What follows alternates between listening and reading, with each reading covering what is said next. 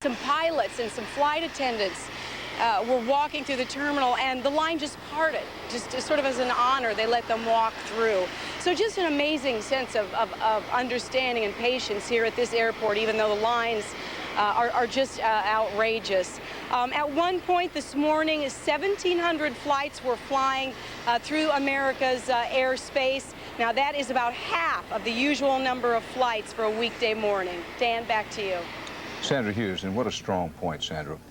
Anybody who comes to America and doesn't remark on the courtesy and kindness of the American people as a whole has missed something essential about this country.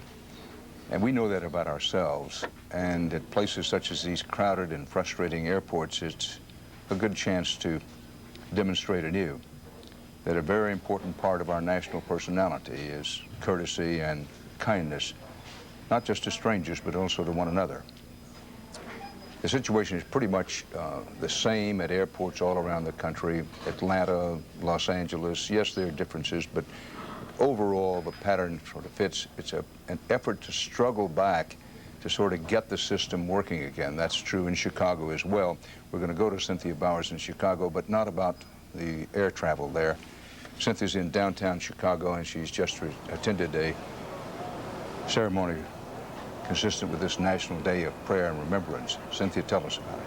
Dan, it's been a very emotional hour here in downtown Chicago. Tens of thousands of people of different races, creeds, cultures, and ages, many of them carrying and waving American flags, gathered here at Daley Plaza to remember the victims, their families, and their friends. Then at 11:59, there was a moment of silence. It was marked by a tolling bell. The silence was observed by everyone here, by people in their office buildings, those in restaurants, those in factories, and even the students at Chicago Public Schools stood silently by their desks for a minute. All radio stations went quiet. Mayor Daley said that there's a need for people to come together in large groups to find comfort.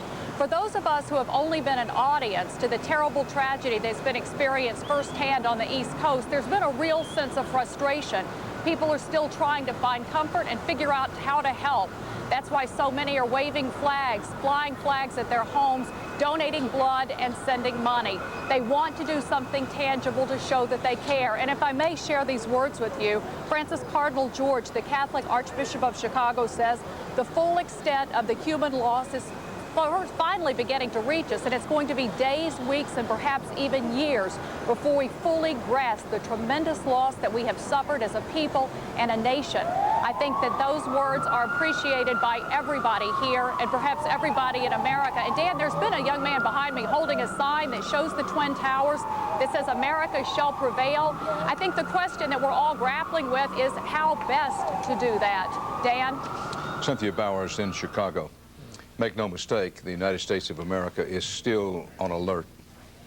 President Bush is activating up to 50,000 reservists and National Guardsmen for what is being called Homeland Guard, to guard the homeland. That, of course, would free up regular members of the military to do whatever it is the president finally decides is necessary to do. David Martin says that the plan, among other things, is, if Pakistan will allow it, to establish a presence in the ports of Pakistan, on some of the airfields there, to put an intelligence presence in Pakistan. Those sort of things are in the works. They require manpower, and as manpower is shifted to those kinds of operations, should they be effective, then you need others to fill in behind them here in the United States, and that's why the reservists and the National Guards people are being called up.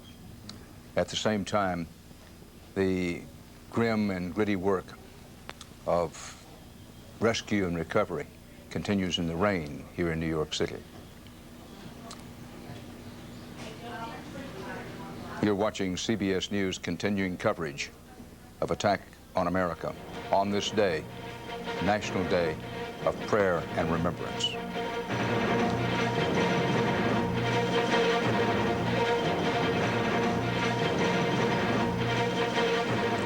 Attack on America. Dan Rather reporting from CBS News World Headquarters in New York on this National Day of Prayer and Remembrance. It is 2 p.m. in the east, and President Bush is now on his way here to a rainy New York City to see firsthand the cataclysmic ground zero damage in lower Manhattan. The president left after leading a somber prayer service at Washington's National Cathedral. It was attended by 4 former presidents. Former President Ronald Reagan was the only living president not present, and the reason, of course, his illness. Here's what else is happening. The United States Senate unanimously approved $40 billion and at least starter emergency aid and money for the military. And it approved a resolution authorizing President Bush to use all necessary force. The president has approved the call-up of 50,000 military reservists and National Guardsmen. The Justice Department now says the 4 planes were hijacked by 19 terrorists. That is, there were 19 terrorists on board the planes. Other people are believed to have been involved in support roles for the murderous conspiracy. Officials know all their names. They've decided not to release the photographs of them, not at least as yet.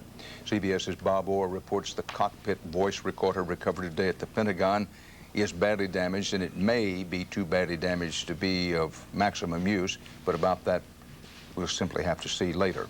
The number of confirmed dead at all locations is now said to be almost 600. The number of missing about 5,000.